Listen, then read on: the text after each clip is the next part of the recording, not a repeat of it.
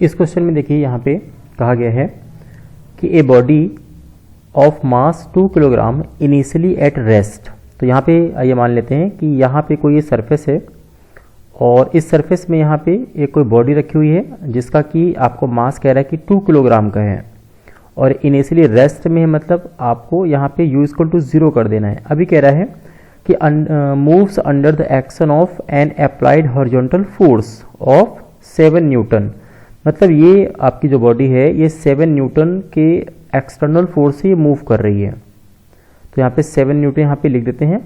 इसके बाद कह रहा है कि on A table with coefficient of kinetic friction is 0.1। मतलब ये आपको जो टेबल पे बॉडी रखी हुई है तो ये जो आपस में कांटेक्ट हो रहा है इसमें आपको कह रहा है कि फ्रिक्शन का कोफिशिएंट जो है स्टैटिक फ्रिक्शन का वो म्यू के आपको दिया हुआ है 0.1। तो यहाँ पे सबसे पहले यहाँ पे देखते हैं कि अगर यहाँ पे फ्रिक्शन यहाँ पे कोफिशिएंट दिया हुआ है तो फ्रिक्शन होगा कितना।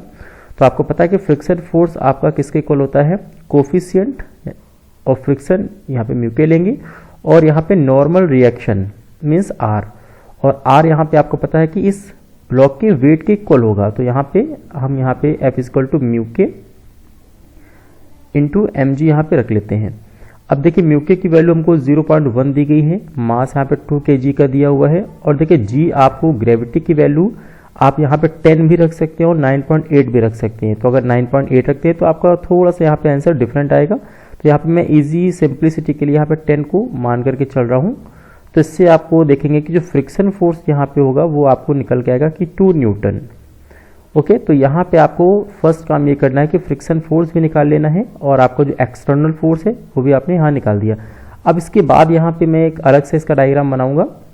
इसमें आप यहाँ पे देख सकते हैं कि हमारी जो बॉडी है इससे फाइनली आप देख सकते हैं कि अगर मैं बात करूँ एक्सटर्नल फोर्स की वो है 7 न्यूटन का, और अगर मैं फ्रिक्शन फोर्स की बात करता हूँ तो आपने यहाँ पे निकाल लिया है वो कितना है 2 न्यूटन का।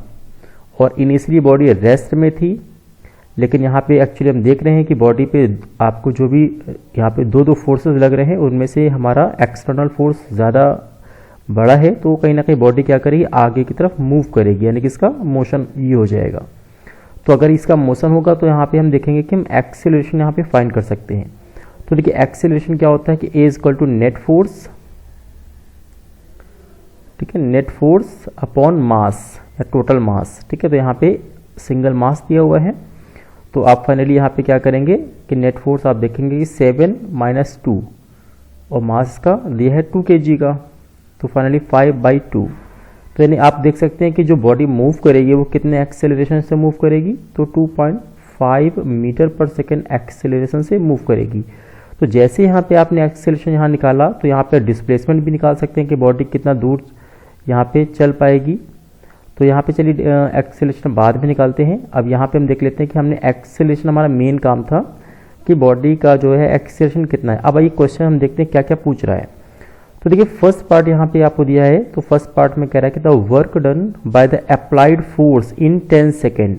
मतलब आपको वर्क फाइंड करना है और वो भी किसके द्वारा, केवल अप्लाइड फोर्स के द्वारा और 10 सेकेंड के अंदर। ठीक है, मतलब हमको यहाँ पे फ्रिक्शन फोर्स की बात यहाँ पे नहीं कर रहा है क्योंकि नेट फोर्स आपको नहीं पूछ रहा है बल्कि ओनली अप्लाइड फोर्स पूछ रहा है। तो आपको जैसे कि पता है कि फर्स्ट पार्ट में अगर हम यहाँ निकालते हैं वर्क डन, तो वर्क डन इक्वल टू क्या होता है, फोर्स इनटू डिस्प्लेसमेंट। तो यहाँ पे दोनों का मैग्नीट्यूड लिखेंगे और क्योंकि एक ही डायरेक्शन में हो रहा है इसलिए कॉस थीटा यानी थीटा की वैल्यू 0 होगी क्योंकि हमारा फोर्स भी फॉरवर्ड वाला आगे की तरफ है और यहाँ पे आप देख सकते हैं कि डिस्प्लेसमेंट भी आगे की तरफ हो रहा है। तो सिंपली हम एंगल 0 मान के चलते हैं, तो Fs यहाँ पे लिखेंगे। तो देखिए फोर्स यहाँ पे आपको पता है एक्सटर्नल जो है 7 न्यूटन है और डिस्प्लेसमेंट देखिए यहाँ पे आपको नहीं पता, तो आपको डिस्प्लेसमेंट यहाँ निकालना है।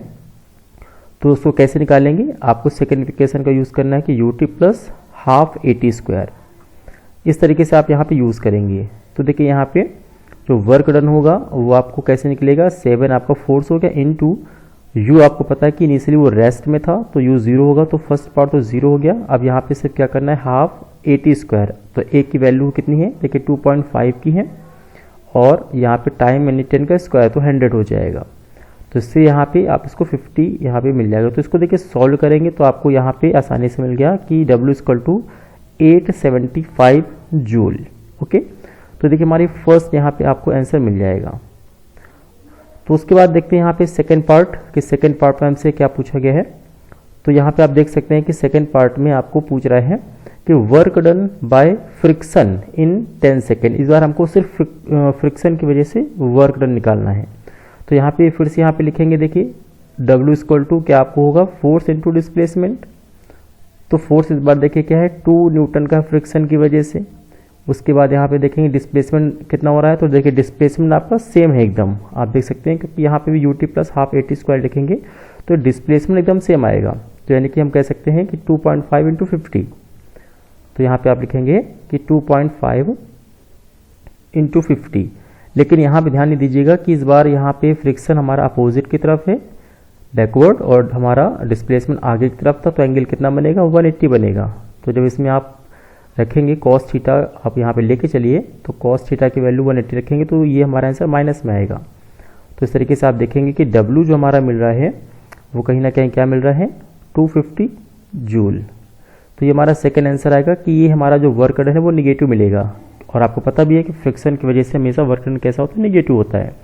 इसके बाद हम यहाँ देखेंगे पार्ट नंबर सी में। तो पार्ट नंबर सी में आपसे कह रहा है कि work done by the net force on the body in 10 second. इस बार आपको वर्क डन निकालना है, लेकिन नेट फोर्स में तो आपको पता है कि हमारा जो नेट फोर्स है वो कितना होगा, 5 होगा, क्योंकि 7 फॉरवर्ड में था और हमारा 2 बैकवर्ड में था और डिस्प्लेसमेंट तो सेम होगा जितना आप निकाल के आ रहे हैं। तो 2.5 इंटू 50।